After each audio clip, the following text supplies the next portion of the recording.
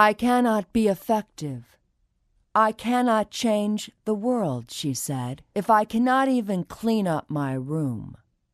How can I change the world? Last night you died again for me. There is nothing to live for.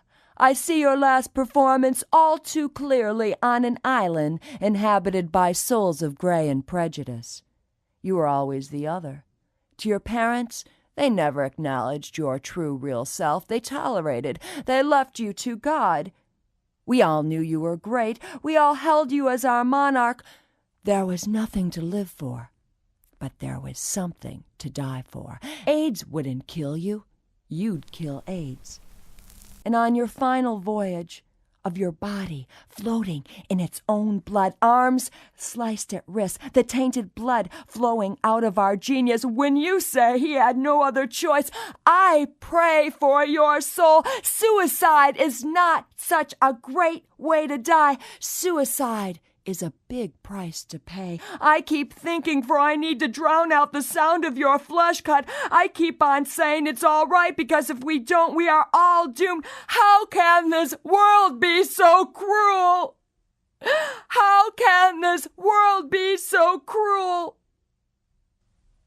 What killed you was looking at you as bad bringer of disease, a deviant. And one learns to live in a world that makes you a deviant and untouchable, so you become invisible, not to get in the way.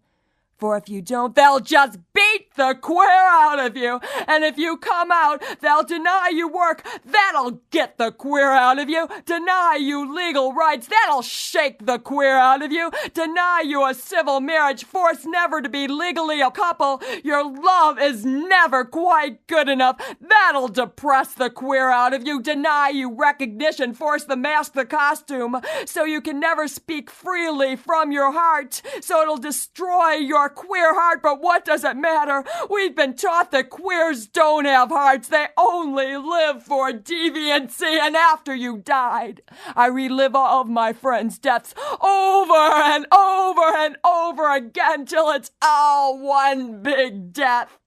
And I remember when you sent me the amaryllis, a flower that grows without water, the flowers you send me, the poems you write me, the stories you told me of Pekin, Illinois, secrets I'll never tell. But when you told me that I was your sunshine, I always looked at you as a brighter star. But I never knew you felt the darkness in your poems.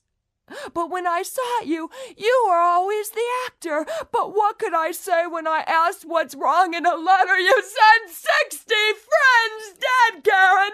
We all know how it affected you because it affects us, but you made us forget on stage. You always came to me in letters. I made you remember, except I ignored the signs. I should have been better, but you're such a clever man, an actor as good as my daddy. You both made me feel. So even though you wrote me signs, I didn't know what to say. I'm 60 friends dead, Karen. Even though I'm the daughter of a murderer, the sister of mania, the child of depression, even though there is death on my hands, even though I believe in life after death, my crime is that I have courage and I tried to give you hope when I knew you lived despair instead. Instead, I should have let you cry those million tears. But the clown never cries.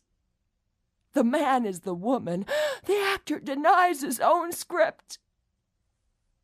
I wish I could have showed you tears. You didn't need to be so strong. You did not need to be so strong. Fall apart. Fall apart, fall apart, fall apart at the seams. Instead, you sliced your own wrist.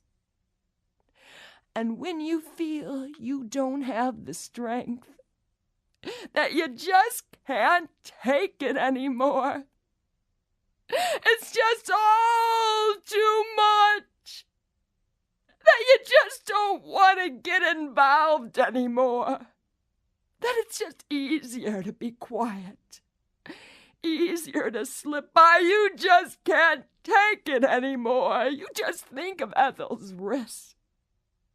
You just think of 2 brief lives. You just count them in your mind. There aren't enough fingers.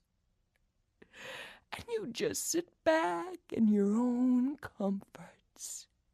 And you just wait it out. You just wait it out. You just wait it out.